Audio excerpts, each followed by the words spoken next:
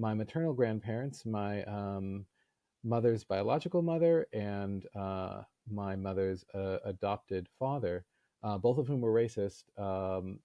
They just didn't want me living with my father, as far as I can understand it. My father was black, my mother was white, and so they told my father that they wanted to take me overnight, for just to have me overnight. I guess my father was about to take me to Arizona because his father had died, and my father wanted to take me to the funeral, and then my grandparents just never gave me back to my father. They moved thousands of miles away, or from the top of the country to the bottom of the country, and didn't tell him where they were going. Shane, I don't think I can honestly say I don't think I've ever read a book like this, because it's an incredible life experience, but it's also about memory, and it's also and about the nature of memory, and it's your attempt as well to reclaim your own life, isn't it?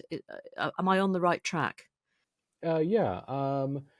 I when I started writing it, I was just thinking of writing, a memoir. But it occurred to me that the only honest way to do it was to indicate that I didn't remember things very well, and not to pretend like I had perfect recall of conversations, etc. So tell us about the narrative at the heart of it, which is that as a very young child, I don't think you're even certain exactly how old you were. Your grandparents, although it's not quite as simple as that, kidnapped you. Just is that what happened at the very start of your life? Yes, and when I was writing the book, I didn't know how old I was, except for I knew that I was about 3 years old, and then I discovered recently that it was in June that I was kidnapped, and so I was 3 months shy of turning four. And what happened was my maternal grandparents, my mother's biological mother, and my mother's adopted father, both of whom were racist. They just didn't want me living with my father, as far as I can understand it. My father was black, my mother was white, and so they told my father that they wanted to take me overnight, for just to have me overnight. I guess my father was about to take me to Arizona because his father had died, and my father wanted to take me to the funeral, and then my grandparents just never gave me back to my father. They moved thousands of miles away, or from the top of the country to the bottom of the country, and didn't tell him where they were going. Now, I said it wasn't as simple as just describing these two people as your grandparents, because the man involved was actually your maternal grandmother's, was it fifth husband? I believe so, fifth, yes. Yeah. And he emerges as an absolutely horrific individual. Can you just tell us a little bit about him? Sure, I can try. As indicated, he was my grandmother's fifth husband. I think they got married when my mother was five, about. He was a few years younger than my grandmother. Um, what is there to say about him? Um, he painted. He was a painter. He seemed fairly serious as a painter, maybe about as serious as one would think of as a person who one would think of as a hobbyist could be. And he was uh, very physically violent, and he was racist. He was pretty white, right wing, and he was violent against all sorts of people. He used to tell stories about how when he was in college, he would drive to a neighboring town and ambush people, men he thought were homosexuals, and beat them up. He was just very awful. So, is it possible for you to start to describe the atmosphere in the home as you were growing up and trying to understand what was going on around you? Well, I don't know that I was trying to understand what was going on around me very much. I was. It's hard to see oneself as, or to see one's life experience as unusual when one is in the midst of it. What one is doing instead is just sort of living from one day to the next, and one assumes, I suppose, particularly when one is a child, that one is ordinary. The atmosphere was very tense. but at the time, I just thought that's how things were. Um, my grandfather was, I guess he thought of himself as a traditional patriarch. I don't really remember. I'm sure I spent a good deal of time with him. I basically all of it is gone from my memory. I just remember that it was unpleasant, very tense. The only book that we had that I can recall, other than we might have had like a dictionary or encyclopedias or something, we had bookshelves in the living room. We didn't have books on them. We did have, however, this one racist children's book that my grandfather had enjoyed when he was a child. It was, I think it was called Little Brown Cocoa or something. It wasn't a very literary home. It was just tense and filled with visual, or at least had some of the visual manifestations of anti-black racism. And yeah, but when I was living in it, as I said, it was just my life. And your mother, where was she when your grandmother and this man were bringing you up? Um, Usually in a nearby city, but not in the same city in which I lived with my grandparents. And did she ever explain why you were in that situation? No, I guess not. She did tell me that if I ever wanted to live with her, all I had to do was tell her. But I found that an extremely stressful situation because I was taken when I was, um, I just didn't want my life in that to change in a major way like that again. And so I didn't want to tell her that I didn't want to live with her because she was my mother.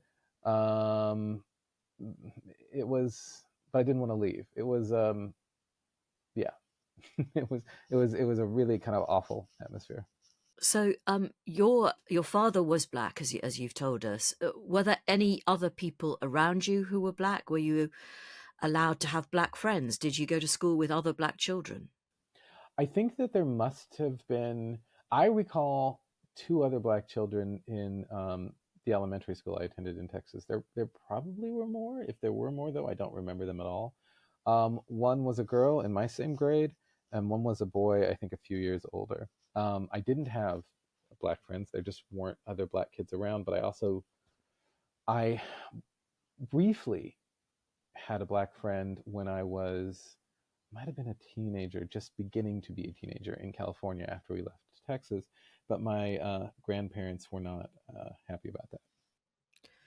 Your grandmother, I don't want to paint the book as wholly depressing because there are some comic elements and also some very lovely details about childhood and about what we recall from childhood. But your grandmother did have a kind of entrepreneurial streak, and at one point she tried to make money by copying the hugely successful Cabbage Patch Dolls. Um, but she did it by I could hardly believe this actually by calling them. Well, you tell us what she called her version. She called her version Abage Patch Dolls. So if you recall, Cabbage Patch Dolls came with, and I think maybe if they still exist, they might still come with this, a birth certificate. And so my grandmother had access to a copy machine, and she just whited out the C in cabbage. And she also, on the birth certificates, it would say the name Xavier, who was the creator of Cabbage Patch Kids. So she would white out the C in cabbage and the X in Xavier, and she called hers Abage Patch Kids, and they were by Avier. Did she make any money? Not that I know of. No, nobody was interested in them. They were handmade, but yeah, she didn't make any money. So was money a problem? Lack of it. No, I don't. At least I never felt it as a problem. My grandfather had a steady job. I it might have been, and that might have been what impelled her to make the Average Patch Kids. I honestly don't know why she decided to make them. They never talked to me about money. Right. Um, I mentioned that memory is a constant theme throughout this book, and I think actually reading it, most people will begin to think about what they remember from their childhood or think they remember, and that's the difficulty, isn't it? We don't actually know. Has it led you to have all sorts of conversations with readers about that very thing? You know, I Yeah, I've talked with folks about memory. I find it a stressful subject to consider. I remember learning. I think I heard it on public radio when I was a teenager. I was in the car driving around with my grandmother somewhere, and learning that when we remember things, we don't just pull them out of a box where they're sort of sitting. Our memories, we recreate them, and which is one of the reasons why memories degrade. Um, and realizing that I couldn't trust any memories I had ever. Um, and I had been for most of my life really adept at blocking memories or erasing memories. And so even the few things I could remember, I couldn't believe or couldn't trust because every time they occur to me, I am remaking them. But when you write about your skateboarding experiences, for example, I mean, I've never been on a skateboard in my life. I don't know anything about it, but there was a real beauty to what you were writing, and those memories seemed crystal clear. Yeah, I mean, what I do remember about it, I remember, I think, pretty well. I still remember, usually it's the more severe injuries, I suppose. I still run through my mind what I ought to have done differently in order to have avoided those injuries. But yeah, I remember. I still do skate very infrequently, but sometimes. But I remember it. It's a memory that inhabits my body, not just my mind, very sort of very profoundly. And so I remember it, I think, well. You have mentioned in the course of the conversation that the man who was your grandmother's husband was violent, and that there's a line I noted that's extraordinarily painful actually to read it when you say, "My grandfather couldn't hit me hard enough to stop me from eventually calling him dad." Can you just tell us a bit more about that? Well, I think I was desperate to have what I considered a mother and father. I did have a mother who I saw. I I actually don't know how often, but I knew who she was, and I called her by her first name. And I hadn't seen my father since I was 3, and I was told that he didn't want anything to do with me. And I was just really desperate to have a mother and father in what I considered to be, I suppose, sort of an ordinary way at the time. And so it kind of didn't matter how my grandfather or my grandmother treated me. I would still call them mom and dad because that's what I wanted them to be. And do you think that experience is perhaps all too common? Yeah, I think it is an extremely common experience. Did anybody, I'm just thinking about the experience, if your experience had occurred in the UK, the conversation we'd have had after it all came to light was, well, what did the school know? What did the neighbours do about it? Did anybody try to intervene or to help you? Not that I know of. I think certainly at that time, particularly when I was a young child, that would have been at the very, very end of the 1970s. We would have, I suppose, moved in 1979, and the early to mid 80s was when I was in Texas, and people still kept to themselves about such things, and so which really wasn't to the good at all. But no, nobody tried to intervene or anything like that. I don't think anybody had any sense that anything was going on. And your the fact that you were black was frequently mistaken for being Mexican. In fact, you were, I don't want to use this in an unpleasant way, but you were accused, if you like, of being Mexican quite frequently. You kept saying, "No, I'm not Mexican." Yeah, I mean, I think what it was often enough were people who themselves were Mexican would approach me for whatever reason. Sometimes just, once when I was in a bar and someone wanted to buy me a drink and he wanted to buy me a drink, one Mexican to another, and I had to say, well, I appreciate it, but I'm not Mexican. And he laughed and said, yes, you are. You just don't know it. I, you know, I'm not entirely sure why it was so specific to that nationality, but it was a thing that happened with some frequency. It still seems to happen occasionally. Um, but and it always sort of felt like I kind of, in a way, wasn't doing my duty by not knowing Spanish, because at least when people were approaching me often enough speaking Spanish and thinking that I was a Spanish speaker and seeming to think I was Mexican as well, I couldn't really respond to them in any way that was useful. Um, but I'm still kind of largely a monoglot. Um, so You were, in the end, able to reunite with your father. Is that right? yeah, I found him when I was 16. And I mean, what what did he say to you about what had happened in your childhood? He didn't really say much to me. I was still living with my grandmother, and he didn't want to rock that boat at all. It had been 13 years since we had seen each other. He didn't know what I had been told growing up. He didn't know what I thought of him, and so he didn't say anything about how I was kidnapped. He talked about missing me and not leaving the city from which I was taken, because he hoped that I would come back there. But he didn't say an awful lot about it. Do you resent that? Do you think that he no? Or tell me. No, no. I mean, I no. I, I can't imagine why I would. No, I mean, we've talked about it since, but at the time, it was his first time seeing me in over a decade, and I guess to me at least, that would seem pretty delicate. And I think that he just was trying to be careful about, he didn't want to, I mean, I guess I would be terrified. I would be panicked in that situation. And my, I imagine he just didn't want to do anything that might risk losing contact with me again. What impact has writing the memoir had on you? Um, I'm glad I did it. And it feels, it's really hard to explain.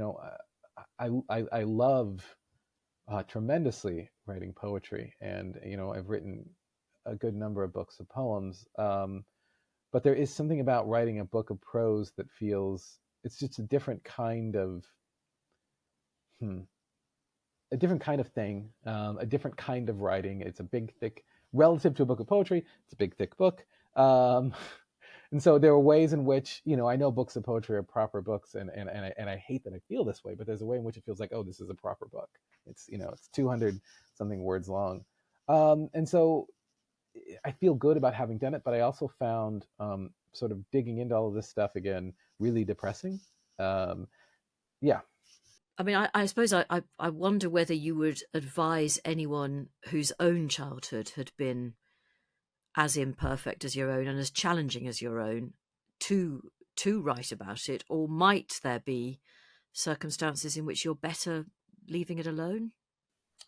I don't know that I'm qualified to say. I would say that for me, if I had to do it over again, I still would, even though I found it depressing, because I've learned a lot, and the stuff that I've learned, I just wouldn't know if I hadn't done it. And I am very grateful to know. And so I suppose, um, really all I can speak for is myself. And if I could go back in time and talk to me about it, I would still tell me to do it. And to those people who grew up in a not a perfect family, because who's got one of those, but in a family where you know who your parents are, you feel that you were, I don't know, loved and cared for, and don't have to lie awake at night questioning it all. Do you think people like me ever know how lucky we are? Oh, I don't know. It's gonna sound, maybe it's gonna sound weird. I feel lucky. I feel extremely fortunate. I'm very grateful for the life that I have, and I know that life, my life could have been worse, and I know that life for a lot of people is worse, especially at this moment, but kind of at all times. I think, I hope, and I suspect that no matter how one was brought up, no matter how good it was or how bad it was, that there are at least moments when everybody, um, I hope there are at least moments when everybody feels fortunate, um, to be alive and to be in their own life. Um, because at least for me, even if, you know, compared to some other folks, my childhood wasn't great, it is a consolation to feel good about the life that I live now.